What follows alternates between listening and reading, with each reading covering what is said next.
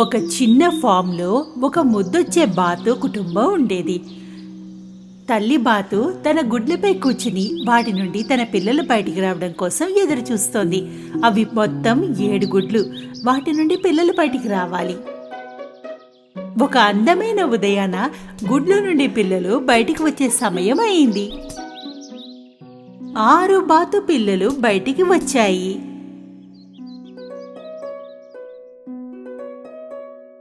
బాతులు తమ ఈ కొత్త ప్రపంచాన్ని అర్థం చేసుకోవడానికి ప్రయత్నిస్తూ క్వాక్ క్వాక్ అంటున్నాయి. తల్లి చుట్టూ తిరుగుతున్నాయి. కానీ ఆ గుడ్డులో ఒకటి అన్నిటికంటే పెద్దది. అందులో నుండి పిల్ల బయటికి రావడానికి ఎంతో ప్రయత్నిస్తోంది, కానీ బయటికి రాలేకపోతోంది. అందువల్ల తల్లి బాతు ఎంతో కంగారు పడిపోతోంది. చివరికి 7వ గుడ్డు పగిలింది. ఆ బాతు ఏమీ అర్థం కానట్టు అటు ఇటు చూసింది. ఆ బాతుకి తన అక్కలు అన్నలు కూడా తనని అదే స్థితిలో చూస్తున్నారని గమనిస్తున్నారని తెలీదు. ఎందుకంటే ఆ బాతు వీళ్ళ సోదరులాగా ఏమాత్రం కనిపించడం లేదు. అది కాస్త పెద్దగా ఉంది. దానికి బూడిద రంగు రెక్కలు కూడా ఉన్నాయి. మిగతా బాతులన్నీ చూసి నవ్వసాగాయి. నువ్వు ఎంత అసహ్యంగా ఉన్నావో, నువ్వు మాలాగా అస్సలు లేవు. నాకు అర్థం కాలేదు. నువ్వు నీ అన్నల్లా అక్కల్లా ఎందుకు లేవు?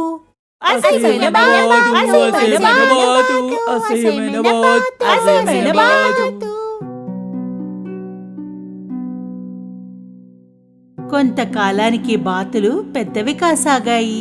కానీ ఆ బాతుని మిగతా వాటితో పోలిస్తే చాలా పెద్దదిగా ఉంది. దాని రెక్కలు బూడిద రంగులో విచిత్రంగా ఉన్నాయి. నువ్వు ఎంతగా త్వరగా పెద్దయిపోయావు, ఎంత అసహ్యంగా కనిపిస్తున్నావో. సమయం గడిచిపోతోంది. ఆ అసహ్యమైన బాతు ఇంకా విచిత్రంగా పెద్దగా పెరిగిపోతోంది. దాంతో ఆడడానికి ఎవరూ ఇష్టపడట్లేదు. మేము నీతో ఆడము, నువ్వు అసహ్యంగా ఉన్నావు. పొలంలో మిగతా అన్ని జంతువులు కూడా ఈ అసహ్యమైన బాతుని వేళాకోళం చేస్తున్నాయి. అనాకారి డక్లింగ్, అనాకారి డక్లింగ్. అసహ్యమైన బాతు, అసహ్యమైన బాతు. వాళ్ళమ్మ దాన్ని కాపాడడానికి ఎంతో ప్రయత్నిస్తుండేది. నా చిన్ని బాతు, నువ్వు మిగతా వాటిలో ఎందుకు లేవు? రోజులు గడుస్తున్న కొద్దీ ఆ చిన్న బాతు ఇంకా ఆశ్చర్యపోయింది. దానికి ఏదో విచిత్రంగా అనిపించేది. మొత్తం రాత్రంతా ఒంటరిగా ఉండేది. తన్నెవరూ ఇష్టపడటం లేదని బాధపడుతుండేది. నేనెంత అసహ్యంగా ఎందుకున్నాను? నేను నా సోదరులా ఎందుకు లేను? ఓ రోజు కొంతమంది వేటగాళ్లు బాతులు ఉంటున్న చెరువుగట్టుకు చేరుకున్నారు. వేటగాళ్లు ఆ బాతులని వేటాడసాగారు. తల్లిబాతు ఆ పిల్లలకు భోజనం వెతకసాగింది. ఉన్నట్టుండి అది వేటగాడి వల్ల ఇరుక్కుపోయింది. పాపం ఆ బాతుకు తెలీదు వాళ్ళ అమ్మకి ఏమైందన్నది. అది తన తల్లి రాక కోసం ఎదురు చూస్తున్నాయి.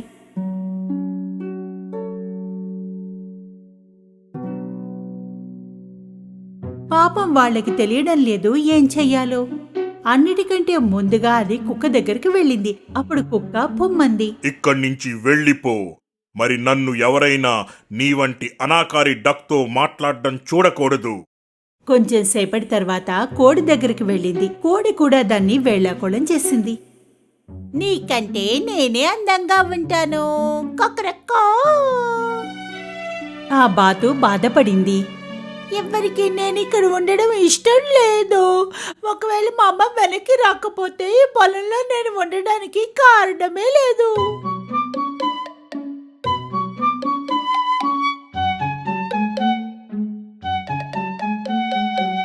ఆ ఉదయం ఆ బాతు పొలాన్ని వదిలి వెళ్ళిపోయింది.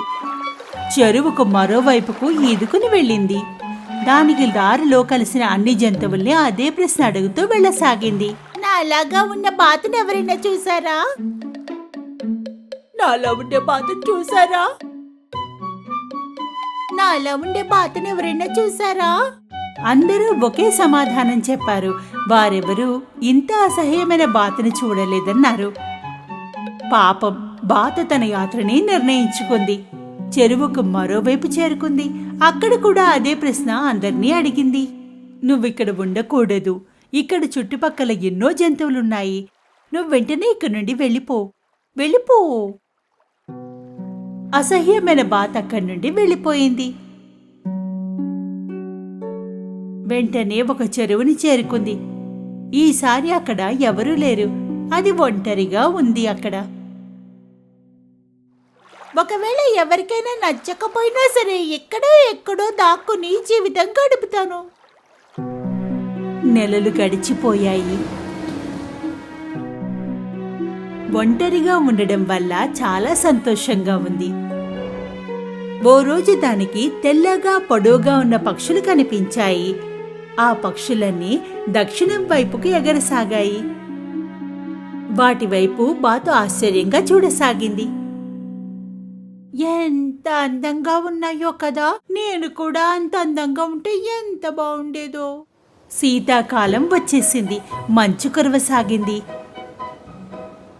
అగ్లీ బాత్ మంచు పడుతుండడం చూసింది.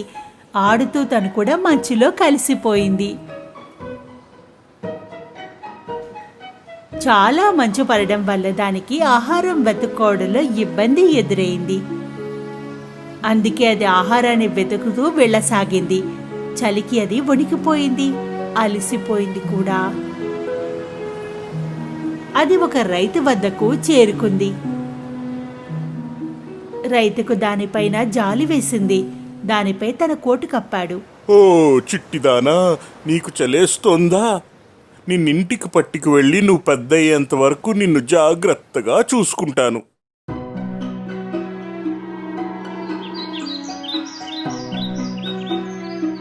రైతు ఎలా చెబితే అలాగే చేసింది. అతను ఆ అసహ్యమైన బాతుని ప్రేమగా చూసుకోసాగాడు. బాతు పెద్దదైంది. ఈలోగా వసంత ఋతువు కూడా వచ్చేసింది. ఆ బాతు తిరగడానికి ఎక్కువ చోటు లేదు. అందువల్ల అతను దాన్ని చెరువులో వదిలేశాడు. మరోసారి మళ్లీ ఒంటరైంది. కొంతకాలం తర్వాత బాతు స్వయంగా తన ప్రతిబింబం నీటిలో చూసుకుంది. చూసిన దానికి కంగారు పడింది. ముందు తనని తానే గుర్తుపట్టలేదు. దానికి అనిపించింది వెనకాల ఎవరో ఉన్నారని. అందువల్ల అది తన రెక్కల్ని తెరిచింది. ప్రతిబింబం కూడా అదే పని చేసింది. అది తన తోటలో మొక్కల్ని పీకి బయట పారేసింది. అదే పని ప్రతిబింబంలో కూడా కనిపించింది. అప్పుడు దానికి నమ్మకం కుదిరింది ఆ ప్రతిబింబం తనదే అని. ఓ, నేనెంతలా మారిపోయాను. నేను ఆకాశంలో ఎగిరే పక్షిలా ఉన్నాను. నేను ఇంటికి వెనక్కి వెళ్ళాలనుకుంటున్నాను. అలా బయలుదేరింది. ఆ చెరువులో ఈత కొడుతున్నప్పుడు దారిలో దానికి హంసల గుంపు కలిసింది. ఎందుకంటే అది వాళ్లలో ఒకటిగా ఉంది. దీన్ని తమలో కలుపుకున్నాయి. ఈ అసహ్యమైన బాతు తన హంసలతో సంతోషంగా ఈత కొడుతోంది. ఒక అబ్బాయి చెరువు గట్టున ఈ హంసలను చూసి తన మిత్రులకు చూపిస్తూ పిలవసాగాడు. ఏ ఆ చిన్నదాన్ని చూడండి, ఏదైతే అన్నిటికంటే చిట్ట చివర ఉందో. ఇది అన్నిటికంటే ఎంతో అందమైన హంస, ఏదైతే నేను ఇంతవరకు మరెప్పుడూ చూడలేదో. అవును, అది ముందు నుండి హంసే. దౌర్భాగ్యవశాత్తు దీని గుడ్డు మిగతా బాతుగుడ్లలో కలిసిపోయింది.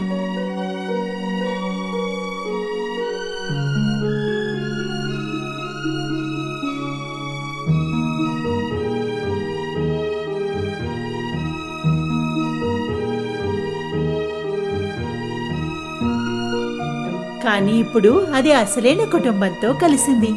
దాని రాబోయే జీవితం ఎంతో సంతోషంగా ఉంటుంది.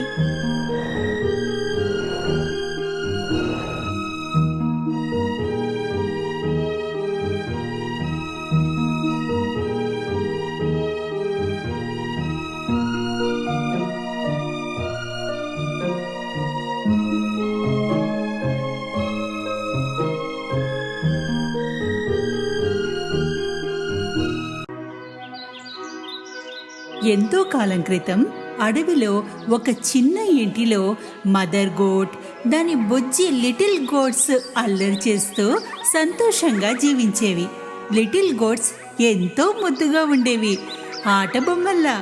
అందరి తల్లుల్లాగానే మదర్ గోట్ తన పిల్లల్ని ఎంతో ప్రేమించేది. అడవి జంతువులన్నిటి నుండి రక్షిస్తూ ఉండేది. ఒకరోజు భోజనం వెతకడానికి బయటికి వెళ్లే ముందు తల్లి లిటిల్ గోట్స్ని పిలిచి ఇలా చెప్పింది. నా ప్రియమైన పిల్లల్లారా, నేను అడవిలోకి వెడుతున్నాను. ఎవరు వచ్చినా తలుపు తీయొద్దు. తోడేలు లోపలికి వస్తే అది మనందరినీ తినేస్తుంది. వేషం మార్చుకుంటూ వచ్చి మిమ్మల్ని తినాలని చూస్తుంది. మేము దాన్ని ఎలా గుర్తుపట్టాలి? తోడేలు గొంతు బొంగురుగా ఉంటుంది, నా గొంతు తీయగా ఉంటుంది. బొంగురుగా ఉందంటే అది తోడేలే. ఇలా చెప్పి బయలుదేరుతుండగా తల్లి మేకకు ఏదో గుర్తొచ్చింది. ఇంకో మాట, తోడేలు కాళ్ళు నల్లగా ఉంటాయి, నా కాళ్ళు తెల్లగా. కాళ్ళని చూసి కూడా గుర్తుపట్టండి. కంగారు పడకమ్మా, మేం జాగ్రత్తగా ఉంటాం. మేం పెద్దయిపోయామమ్మా. తల్లి మేక తన పిల్లలందరినీ ఒక్కొక్కరిగా ముద్దు పెట్టుకుంది. అడవి వైపు నడిచింది. తోడేలు ఇదంతా చూస్తోంది. తల్లి మేక వెళ్ళగానే కొద్దిసేపు ఆగింది. ఆ తర్వాత వాళ్ళ ఇంటి వద్దకు వచ్చి తలుపు తట్టింది.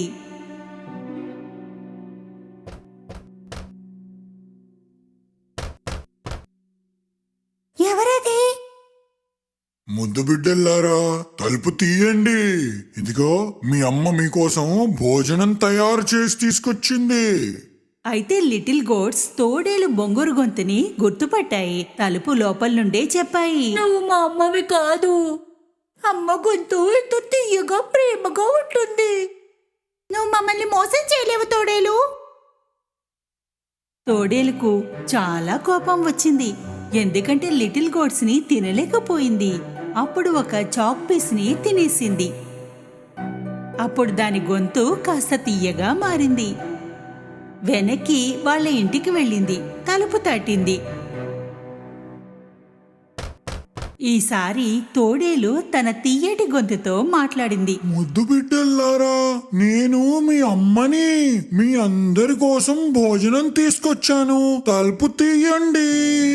ఈసారి ఈ తీయటి గొంతు విని లిటిల్ గోట్స్ కి ఆ గొంతు వాళ్ళ అమ్మలాగానే ఉందనిపించింది. తలుపు తొయ్యబోతుండగా వాళ్ళల్లో ఒకరు అరిచారు. ముందు తలుపు కింద నుండి కాళ్ళని చూద్దాం. వాళ్ళు చూసినప్పుడు తోడేలు నల్లని కాళ్ళు కనిపించాయి. అవన్నీ అరిచాయి. మేం తలుపు తీయము. అమ్మ కళ్ళు నల్లగా ఉండవు, ఆమె కాళ్ళు తెల్లగా ఉంటాయి. నువ్వు తోడేలివి. తన కోపాన్ని మింగుతూ తోడేలు అక్కడి నుండి బయలుదేరింది. ఇప్పుడు అది బేకరీకి వెళ్ళింది. బేకరీ వాడు తోడేలను చూసి ఆశ్చర్యపోయాడు. నేనిప్పుడు శాకాహారినైపోయాను. పేస్ట్రీ మాత్రమే తింటాను.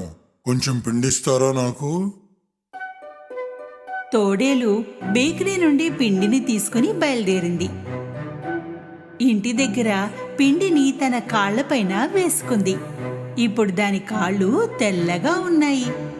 మూడోసారి తోడేలు తెలివిగా తలుపు తట్టింది. ముద్దు బిడ్డల్లారా, తలుపు తీయండి. నేను మీ అమ్మని కదా. మీ అందరి కోసం భోజనం తీసుకొచ్చాను. కాళ్ళని చూపించు, తెలుస్తుంది అమ్మవా కాదా అన్నది. తోడేలు పిండిని పోసిన కాళ్ళని చూపించింది. లిటిల్ గోట్స్ తెల్లటి కాళ్ళని చూసి అవి అనుకున్నాయి తల్లి వచ్చింది అని. తలుపు తీసేశారు. ఇంకేముంది, వాళ్ళ ఎదురుగా తోడేలుంది. లిటిల్ గోట్స్ భయపడ్డాయి, కంగారు పడ్డాయి, అరవసాగాయి.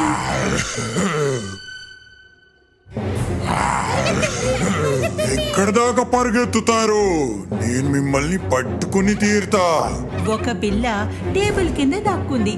రెండోది మంచం పైన, మూడవది చిమ్నీ లోపల, నాలుగవది కిచెన్ లో దాక్కుంది, ఐదవది అలమార్లో దాక్కుంది, ఆరవది పరదా వెనకాల, ఏడవది గడియారం లోపల. అయితే తోడేలు చాలా తెలివైంది. అందరినీ ఒక్కొక్కరుగా పట్టేసుకుంది. ఆగు! ఇక్కడ రా. నేను మిమ్మల్ని వదిలిపెట్టను. ఆగో. కేవలం గడియారంలో దాక్కున్న దాన్ని మాత్రమే పట్టుకోలేకపోయింది. దాని కడుపు నిండిపోయింది. అందుకే అది ఆలోచించలేదు, అక్కడి నుండి వెళ్ళిపోయింది. అక్కడ పెద్ద మైదానం ఉంది. అడవిలో తోడేలు ఒక చెట్టు కింద గురక పెట్టి నిద్రపోయింది.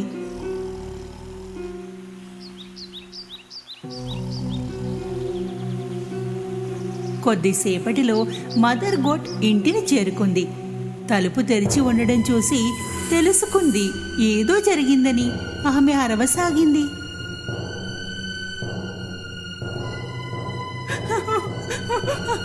నా పిల్లలారా,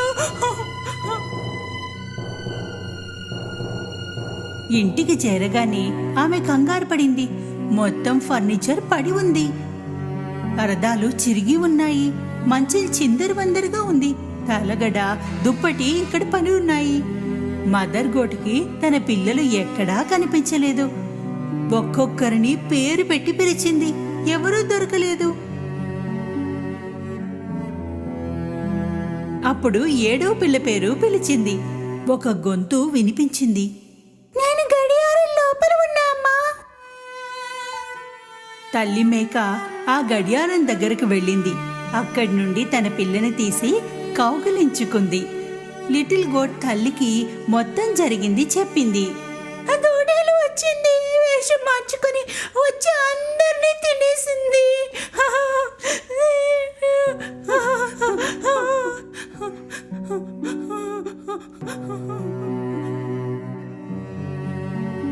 తల్లి మేకకు చాలా బాధగా అనిపించింది. చాలా ఏడ్చింది. తన పిల్లల్ని తలుచుకుంటూ ఉన్న ఒక్క పిల్లతో కలిసి బయటికి వచ్చింది. అప్పుడే ఆమెకు నిద్రపోతున్న తోడేలు కనిపించింది. ఎంత గట్టిగా గురక పెడుతోందంటే చెట్టు ఆకులు కూడా కదులుతున్నాయి. తల్లి మేక తోడేల్ని కాసేపు చూసింది. దాని కడుపులో ఏవో కదులుతున్నట్టుగా అనిపించింది. అయ్యో భగవంతుడా, నా పిల్లలు తోడేలు కడుపులో జీవించి ఉన్నారు. అది ఒక ప్లాన్ వేసింది. ఇంట్లో నుండి ఒక సూది, దారం, కత్తెర తీసుకురా. లిటిల్ గోట్ ఇంటికి వెళ్ళసాగింది. తల్లి మేక 6 పెద్ద రాళ్ళని సేకరించింది. కొద్దిసేపటిలో చిన్ని మేక సూది, దారం, కత్తెరని తెచ్చింది. తల్లి మేక తోడేలు పొట్టని కోసింది. పైనే ఉన్న ఒక పిల్ల కనిపించింది.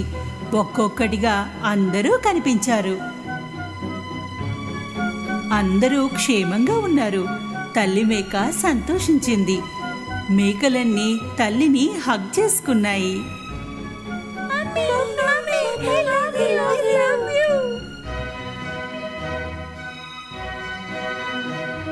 సంతోషంతో గంతులు వేశాయి.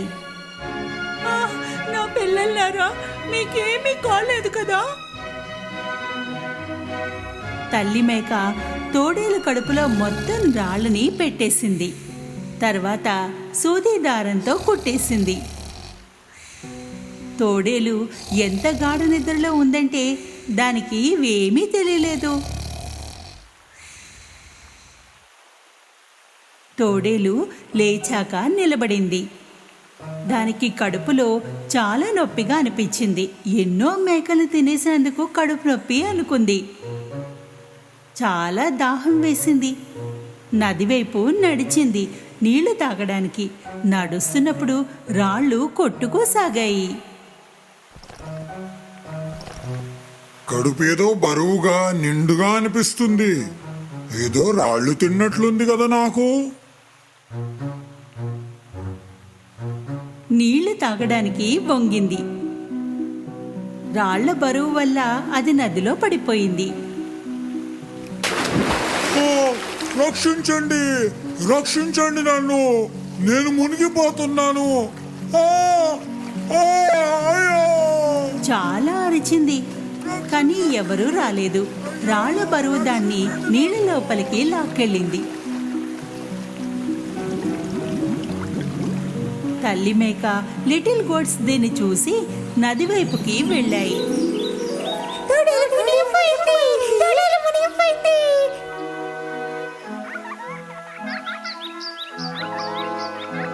అందరూ గంతులు వేశారు. ఆ రోజు నుండి మదర్ గోట్ తన 7 లిటిల్ గోట్లు జీవితం తమ ఇంట్లో సంతోషంగా సాగింది.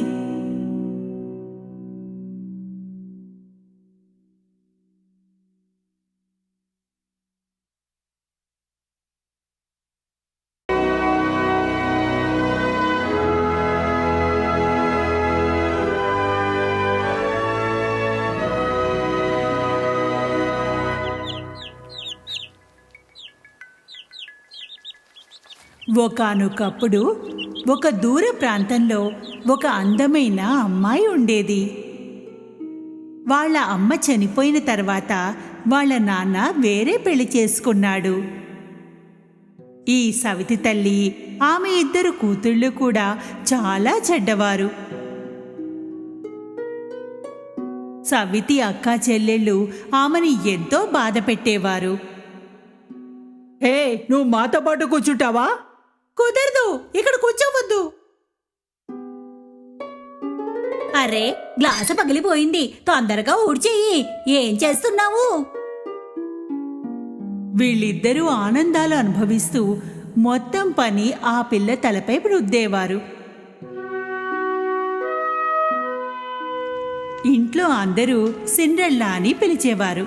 వీలున్నప్పుడల్లా ఆమె పిల్లితో కలిసి మంట దగ్గర చలి కాచుకునేది.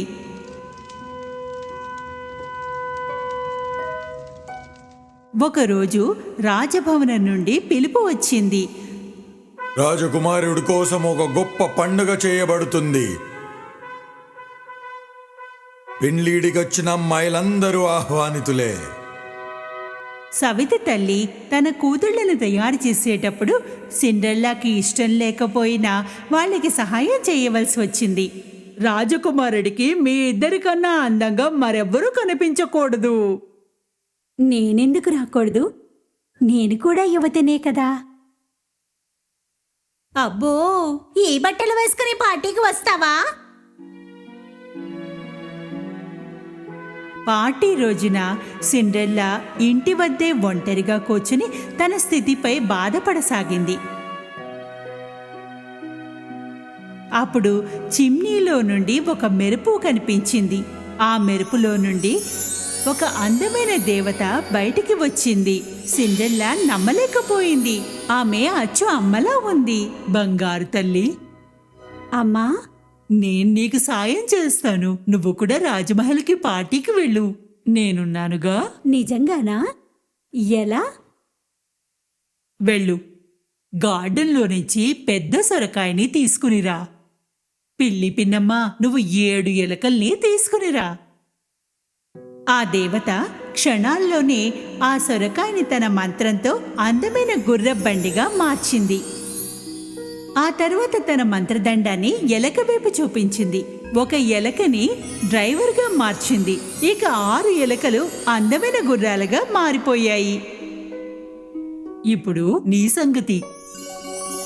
నేను అచ్చు రాజకుమారిని అయిపోయాను. అమ్మా, నాకు డాన్స్ రాదు కదా. నేను రాజకుమారుడితో ఎలా నాట్యం చేయాలి? ఈ మంత్రం చెప్పులు వేసుకుని అందరికన్నా బాగా నాట్యం చేస్తావు.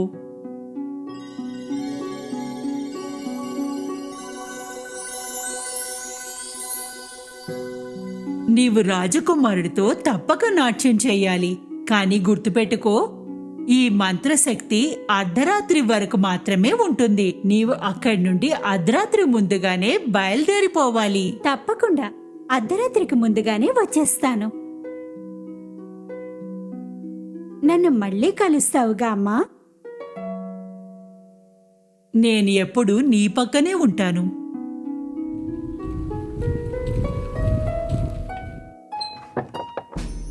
సిండ్రెల్లా రాజభవనంలోకి అడుగుపెట్టగానే అక్కడున్న వాళ్ళందరూ ఆమెని ఆశ్చర్యంతో చూడసాగారు.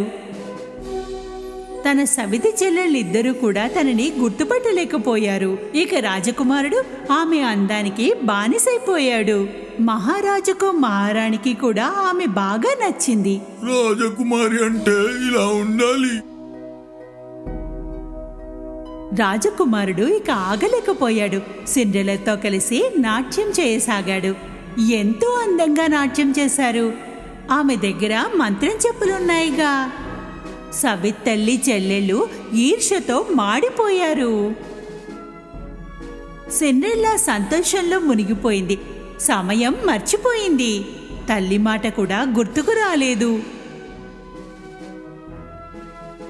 అకస్మాత్తుగా ఆమె కన్ను గడియారం వైపు పడింది. 12 గంటలకి కొద్ది సమయమే ఉంది. రాజకుమారుని వదిలేసి మెట్లపై నుండి పరిగెత్తుకుని పారిపోయింది. పరిగెడుతుండగా ఒక చెప్పు ఊడిపోయింది. ఆమె ఆ చెప్పుని తీసుకునే స్థితిలో లేదు కదా.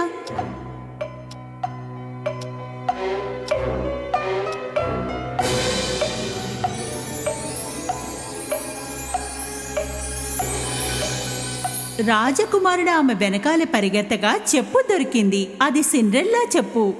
ఈ చెప్పు ఎవరిదో వాళ్ళని పట్టుకురండి. ప్రపంచమంతా వెతికైనా సరే వాళ్ళు నాకు కావాలి. సైనికులు ఇంటింటికి వెళ్లి ఆ చెప్పు తొడిగిసే యువతులని పరీక్షించారు. కానీ ఈ చెప్పు ఎవరికీ పట్టలేదు. చివరికి సిండ్రెల్లా ఇంటికి చేరారు. ఇద్దరు సవితి చెల్లెళ్ళు కాలికి చెప్పు పట్టలేదు. కొంచెం ప్రయత్నించి చూడు, పట్టేస్తుంది.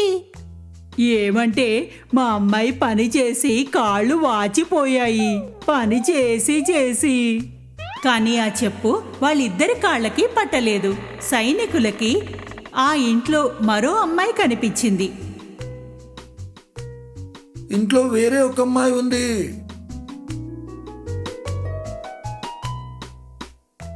సిండ్రెల్లా ఆ చెప్పులు తొడగ్గానే ఆ చెప్పు ఆమెదే అని సైనికులకి అర్థమైంది.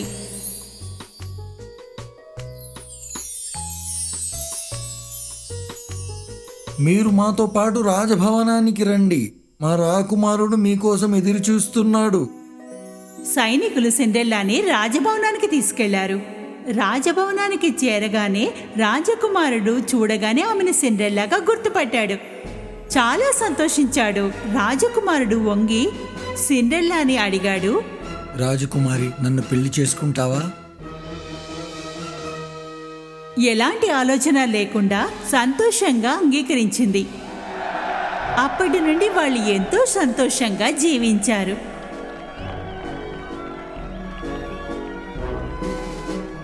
నా చెప్పుల మంత్రం ఇంకా ఎలా పనిచేస్తోంది? నేను ఎప్పుడు నీ పక్కనే ఉంటాను. అర్థమైంది. అమ్మా, ఇదంతా నువ్వే కదా చేసింది.